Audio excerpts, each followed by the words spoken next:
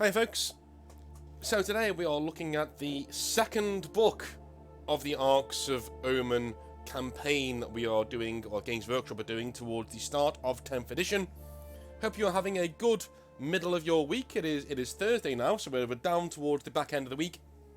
Congratulations to you.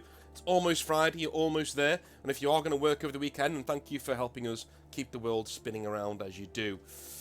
If you like what I do, the subscribe button is down below, the Patreon button is also down below, and we will have a merch store available on Friday, tomorrow. So the link will be down there tomorrow, and yeah, let's jump into it, shall we, before we go anywhere else and get on with it, because it is, shall we say, quite a big subject today, because Arks of Omen 1 was a pleasant surprise for me. There were some bad things in there with the way that Abaddon's treated, and that theme will continue in this book as well. Arks of Omen Part 2 focuses on Angron, and one thing I will say that I feel sorry for the Chaos people out there is every single time we get a Loyalist return of a Primarch, it's this huge thing, this amazing thing. And apart from Magnus, you know, Magnus was pretty big, but wasn't as big as Guilliman. You know what I mean? Magnus was pretty big, but Guilliman was the biggest. And now we've got Angron coming back, and compared to the Lion, he hasn't had that much fanfare. You know, he's back in the game now, he's back in the setting, and you will see from this opening gambit that it's a bit underwhelming, actually.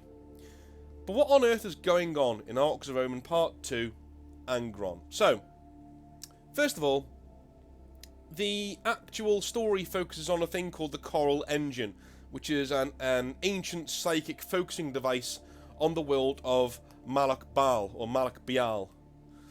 Providing it has enough human fuel, it can act as another Astronomicon.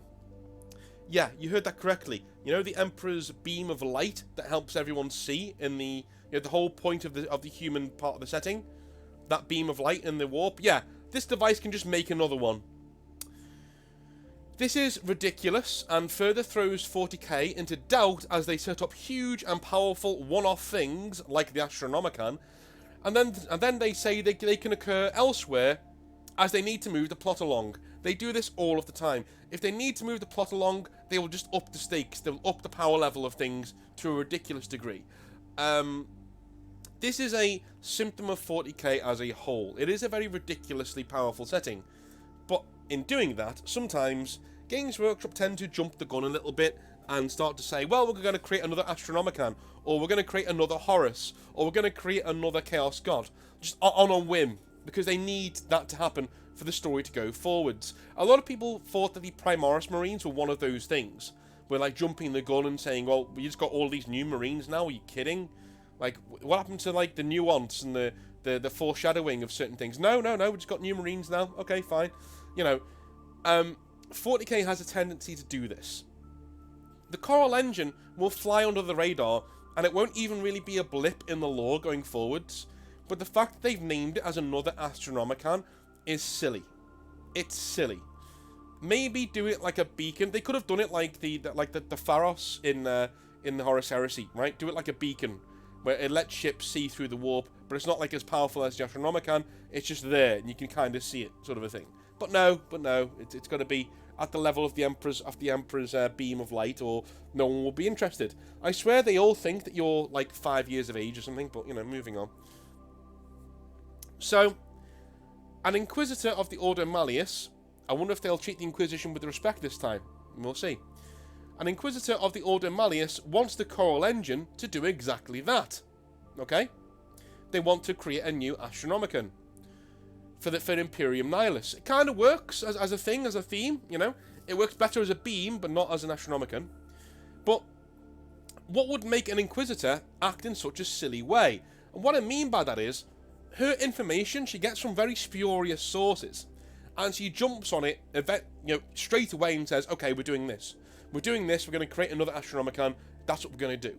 You know, Inquisitors always do this, writing for the sake of moving the plot forwards. The Inquisition, as we've seen in other videos that I've done, often act in a brain-dead way because if they don't, the plot will not move.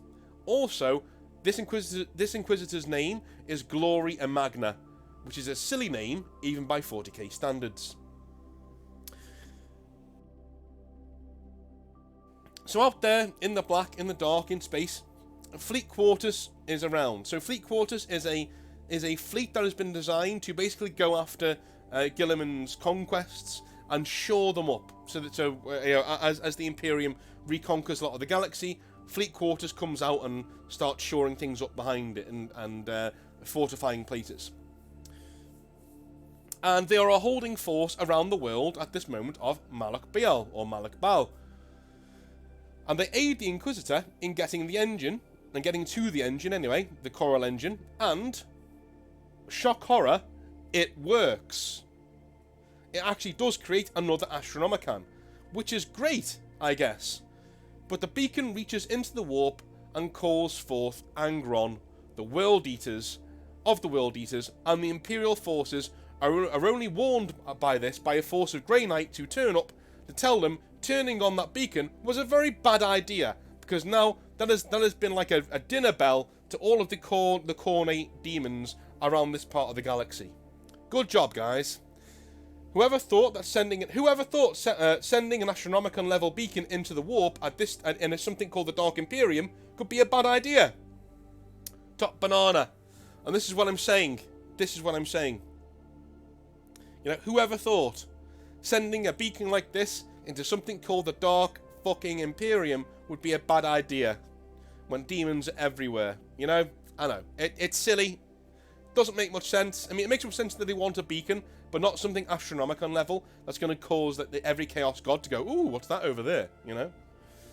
Anyway. The psychic light of the beacon offends Khorne. Of course it does, because Khorne doesn't like witches. And brings pain to Angron as he can see it in the warp, and it actually makes him sort of, you know, gives him a headache. And so, because it gives him a headache, he is here to switch it off with his axe as hard as he can. Another warband, 1,000 Suns one, heads in to take the Coral engine under the noses of the World Eaters and Imperial forces, and it does not go well for them. They get their shit pushed in, essentially. I have no idea why they're here in the story. You know, it's a bit silly, but, you know, here they are, I guess. As the fight goes on, and Angron punches his way towards the engine, driving the Imperials back, Glory Amagna, again, stupid name for an Inquisitor, decides to remove all of the limiters from the Coral engine in an attempt to overload it. Yeah. You know that thing we've been fighting for the entire time? Yeah, the Inquisitor's gonna explode it now, because, you know, she hates demons. Good writing. Sarcasm. Surely the Emperor's light is a part of the engine, and will blast apart the World Eaters trying to take it apart, right? Right? Again, this is the Inquisition acting like morons simply because the story needs them to. The story and the writers need the world to explode and for a big crescendo to happen, and so they just have the Inquisitor act in a moronic way to get the plot moving forwards. I hate it. It annoys me. Stop disrespecting the Inquisition, please. The energies crack the planet apart, of course, and Angron slays all in his path, annihilating the engine and having his corporeal form shattered back to the warp. As Chaos basically win the day, a murder curse forms, causing all forces in the sector to go mad and attack each other. This means Fleet Quarters are declared traitors, as so many of them go mad that the Imperium cannot separate friend from foe anymore when it comes to the fleet. Through it all, Vashtor appears. Remember him? Yeah, he hasn't appeared at one stage in the story yet, even though the entire arc is about him, but here we go. Vashtor appears and brings the Thousand Suns Ark to the blasted remains of the planet. There he finds the cornerstone of his key as the book draws to a close. So, a mess. An absolute mess of a story from start to finish. I literally... in a way, it's quite elegant, because it means that there are wheels within wheels within wheels turning, and that's how Vashtor gets his hands on the cornerstone at the centre of this planet. But there are more elegant ways to do this as a writer than simply having some random engine that's on the level of the Astronomicon be on this fucking random planet. You know, the Astronomicon took years and years and years and years and years for the Emperor to build. Why would a random thing like this just be on some bumfuck Missouri planet out there in the galaxy for people to find? It makes little to no sense. Everything in this story reminds me of when I get stories come across my desk, and it happens quite a lot, where a writer is trying to make things happen, and there are a lot of conveniences and contrivances that happen to get the plot moving forwards, to make sure that the plot actually happens. I don't like it. It's obvious when it happens, and it starts to irritate the reader, and it starts to really eat away at the what's the word? The suspension of disbelief. It starts to eat away at that, to the point where you're just rolling your eyes going, really? Really, this person's just turned up again? It was the problem with the last series, the last two series of Game of Thrones. Exactly the same problem, right? In that things just kept happening to move the plot forwards. Not because they would naturally happen. In the earlier series of Game of Thrones, it would take a character and an entire season to get from one end of Westeros to the other, right? Whereas in later seasons, because they need them to teleport around, that's what they do. A character will teleport 1,000 miles in a single episode because we need them to be here now, and that's it, you know? It's a shame. It's a shame. And the same thing is with this Arks of Omen Angron as well. Yeah, we placed an Astronomicon level beacon on this random planet because we need it to split apart. And we need Angron, for some reason, to be the one to come here and do it. There were a million ways to do this in a much better way. In a much better way. And I'm going to cover one of them later on. I'm going to put my money where my mouth is later on. So, going back to the lore, this is a bad day for the Imperium, to say the very least. What we seem to be getting are several books of short campaigns that are self-contained, unlike other war zones that continue to play on whenever in the timeline the Arks of Omen books seem to have a definite and everyone died moment. At least they do so far, right? So they have a definite ending. Unlike Vigilus, unlike all these other campaigns that are going on, the Arks of Omen books have rules in them for what's going on in that particular campaign, but the campaign has a definite end date. It's a very small window playing opportunity for you to go and play that campaign before we move on in the setting, which is a brave thing for Games Workshop to do, and I want to commend them for that. That's a really cool thing to do. Because it seems to me as if 40k is a living, breathing universe again, because they're actually using these books as a way to get you into the game, but there's also a time when they go, okay, that world's dead, we're moving on now. Right, did your forces fight there? Cool. Did they get it? So they probably got away then, just about. Okay, let's go to the next Arks of Omen book and see what happens there. I love that. I like the fact that 40k seems like it's not stagnant anymore. It's not sitting there anymore, and you can play Arks of Omen Angron whenever you want. It's like a video game.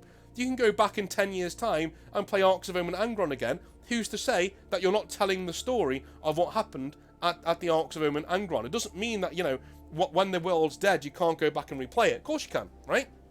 What Games Workshop are doing, they're making the world live and breathe by giving things an actual purpose and an actual stakes, you know? Angron causes the world to be destroyed, and we move on. Great, love it, brilliant. I wish there was more of that in 40k, and I hope this is the sign of things to come, because I do think Games Workshop have got the talent to pull that off, or at least pull off the idea anyway. Have a quick drink of my tea before I move on. Right, okay. I like the fact that we are seeing a trend developing with new editions of the game that each has a set narrative event at its end to herald in the new edition. I think that's a really good idea, at least if you're going to carry on with new editions.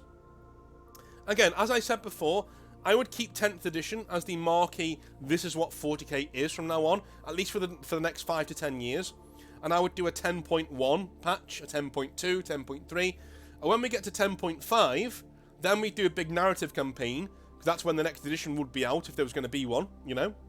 And then we get to 10.6, 7, 8, 9, and then when we get to 11.0, that's when you do 11th edition, in like 8-9 years, you know. We take 10th, and we have it for another 8-9 years now, until we get to 11th edition. That's what I would do. And In a way, this kind of fits in with that idea. I like the fact that with every new edition, we're getting this big campaign. We never used to. Okay, there were a lot of times when the Black Reach set, for instance, was literally a campaign somewhere in the galaxy that Games Workshop wanted to focus on, right? But it wasn't a part of the bigger, grander scheme of things in terms of the galaxy as a whole. It was just Space Marines are fighting Orcs, or Space Marines in Dark Vengeance are fighting Chaos, right? But it was only like a local fight. It wasn't this galaxy-wide, you know, Eye of Terror campaign sort of a thing that was going on. Now we do. And we should have one for every major release. Every major edition, we should have this massive worldwide campaign going on. I honestly think so. I think for every new edition, there should be a worldwide campaign, like the Fate of Konor and things like that going on. Anyway. So I like the fact that we're getting more things. Whilst this story was cool, in effect, it does see the end of Crom, one of the cooler Grey Knights who dies in this in this thing. Do you know what I said, Games Workshop? That I wanted you to kill off certain characters. Do you know what I mean? Because you can get rid of loads of Space Marine characters. I didn't mean the Grey Knights, dudes.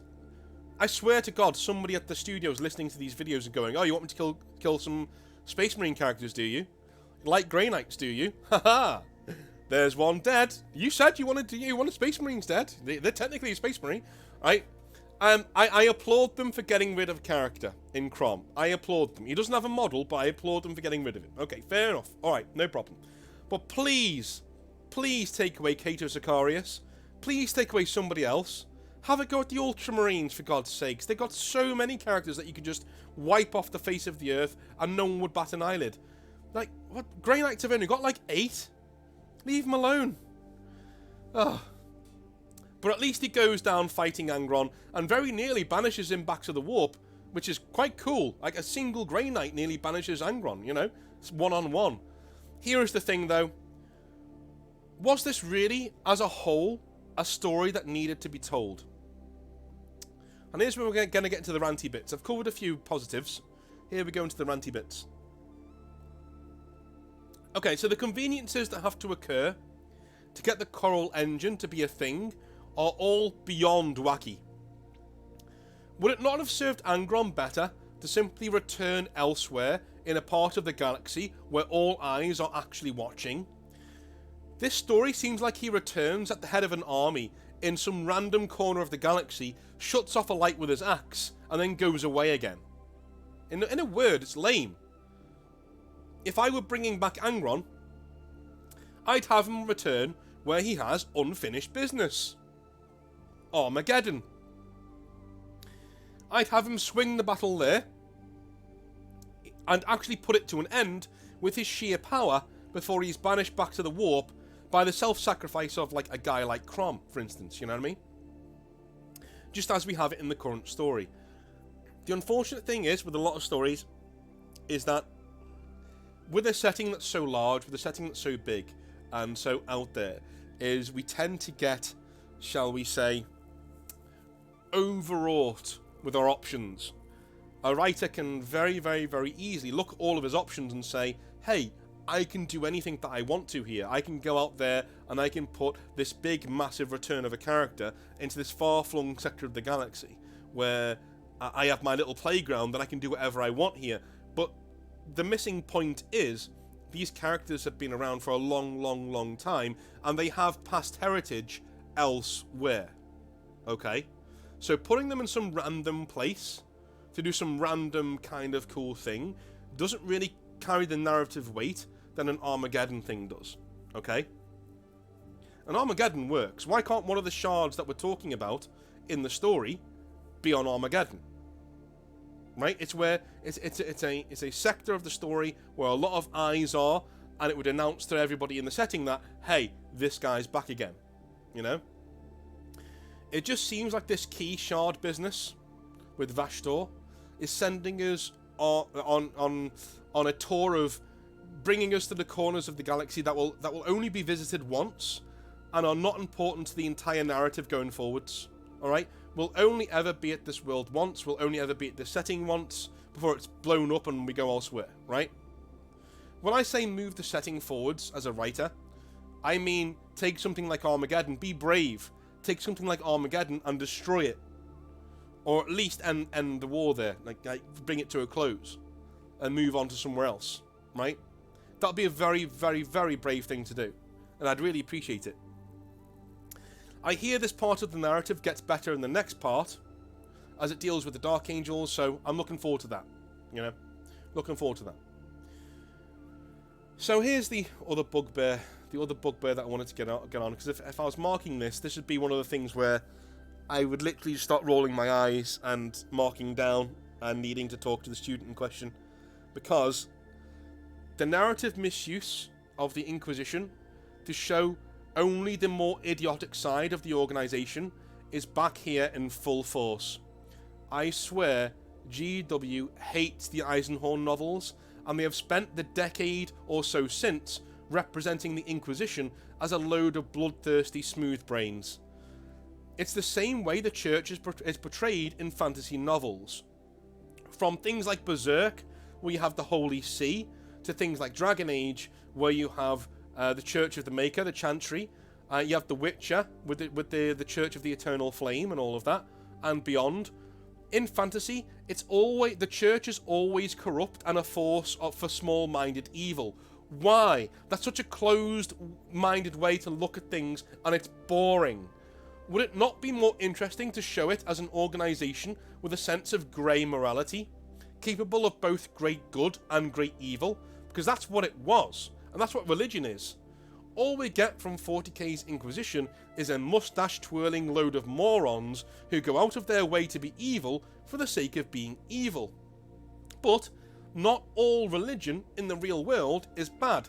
Some of it is amazingly beneficial to the human experience, and that's coming from me, a guy who is not religious in the slightest. I wish fantasy settings would stop doing this with their analog churches. Especially when they look like the Catholic Church, they're always evil. They're always, they're always like doing ridiculously stupid shit for ridiculously stupid reasons. And the same thing goes for 40k and the Ecclesiarchy as well. The Ecclesiarchy, 9 times out of 10, are doing some stupid shit for some really stupid reasons. And they're not really a good force in the galaxy at all. Even though they are powering the Emperor, ironically. But which I really like as a narrative thing, because it gives them something to do that's not mustache twirling and evil. But I would like to see the Ecclesiarchy saving people. I would like to see the Inquisition saving people.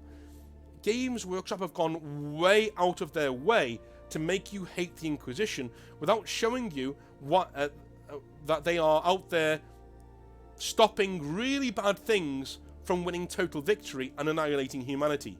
Redeem the Inquisitors, please. I want novels showing them doing heroic deeds that actually save the day and ensure we live to survive another day. Even if they do evil things, they do them because they are necessary and only as a last resort.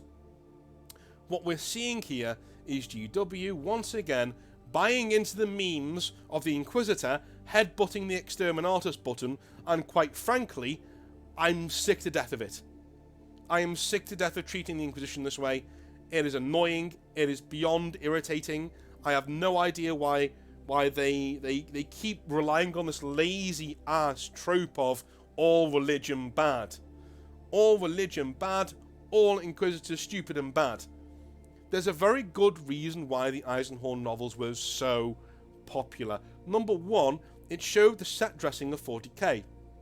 What I mean by that is, when I'm in your novel, right? When I'm reading your novel, and I've read quite a few from new writers, and I always say the same thing, whether it's in class or in my feedback to proofreading or editing. If you take me, let's say your name, whoever you are, right? Let's say you are writing me a novel, and you come to me and you say, hey, North, here's a novel that I've written, can you please read it? So I read your world, I read your novel, and what I want to do with your novel, I want to walk into your world, right? And I want to walk into, say, a forest. I walk into a forest in the world you've created, and I look down, and I see a stone there. Wow, that's cool. And just from sheer whimsy, I turn the stone over, right? What I want to see underneath the stone is bugs and soil and dirt and dead leaves and all that good stuff, right? What I don't want to see are the floorboards of the movie set your book is set in, right? In other words, I want your entire story to be more than skin deep. I want it to feel like it's got a history and a weight behind it that is just tangible and just out of reach. That is something that is incredibly hard to do. And the only way you can really do it as a writer is completely believing your own mythology. If you completely believe your own mythology, the person who is reading your book will buy into it straight away. Straight away. Well, that's just nonsense, you know. But if like Tolkien did it, George R.R. Martin does it, every successful, big successful fantasy writer, Stephen King does this. Stephen King, by the way, is one of the laziest writers in terms of world building I have ever seen, because he doesn't bother. He doesn't bother, right? In the Dark Tower novels, he literally writes a story and adds things in as he goes, depending on what type of weed he's smoking that day. He just adds stuff in. But he's such a good writer, he buries it into the setting and makes it seem like it should have been there all along. Now, I'm not saying you should do that, because unless you've got the natural talent of a Stephen King, that's not going to work for you, right? I can't do that. I'm very, very meticulous, and I lay down my mythology in very specific ways. And what we're seeing here with Games Workshop is them showing us a very surface level evil of the Inquisition and of the ecclesiarchy as a whole. It doesn't work. Or it does work if you want to be lazy about it and you don't want to think about it. I am sick to death of the ecclesiarchy being bad. It shouldn't be bad. It shouldn't be bad. It should be there first and foremost to help people. Do they lose their way? Of course they do. Just like the Catholic Church does in real life. Just like any religion does in real life, right? Every religion has controversies and things that it does that aren't very good. Okay? Every religion does. But at its core, every religion is founded to help humanity, to help us.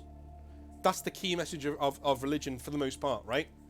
The ecclesiarchy should be no different. It should have good and bad parts. Even if you want to give it like a 60% bad, 40% good, that's fine. If you want to make it mostly bad because we're in a grimdark setting, that's fine. That's fine. But we should still see that most people within that setting want to help. That's why we love the Eisenhorn novels. Why? Because we show the set dressing. The Eisenhorn novels are essentially 3 novels that do the stone turning over thing. They turn over the stone of 40k, and underneath you can see, oh my god, there's bugs down there, and dead leaves, and bugs, and soil, and trees and stuff, right? That's exactly what Eisenhorn does. It shows you the underbelly of 40k, what you don't normally see. And also, it paints most of the Inquisition in a very good light. They are ruthless, they are terrifying, but they're on our side for the most part, and the things that they have to fight are so beyond horror that it's ridiculous. And without them, we'd be lost. And I love it. That's what the Inquisition should look like in 40k. And that's why I'm sick of people like this Gloria Magnum, whatever her name is, acting in ways that are just, and I'm going to use the R word, retarded. Okay? Because that's what it is. I don't have a better word for it. They act completely retarded. All the time. All of the time. I'm on a lesson. By what I mean by that is, right, is that we are dealing with, how do I put it? By that, I don't mean somebody who's, like, got issues with the brain and stuff. What I mean is, there are characters in this who are making decisions that make absolutely no sense whatsoever. Absolutely not whatsoever, okay? We need to really, really, really get beyond that.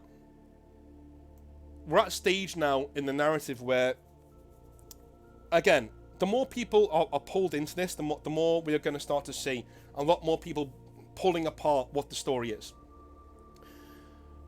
And dealing with things like an Inquisition and a church in this way in a fantasy setting is old hat. It's been done, right? There's a very good reason why Tolkien stayed away from the church a lot, mainly because he was a devout Christian and he didn't want that kind of thing in his novels because, you know, I mean, you know, the God and Christianity is in there. It's in Lord of the Rings, but there is no church. You know what I mean?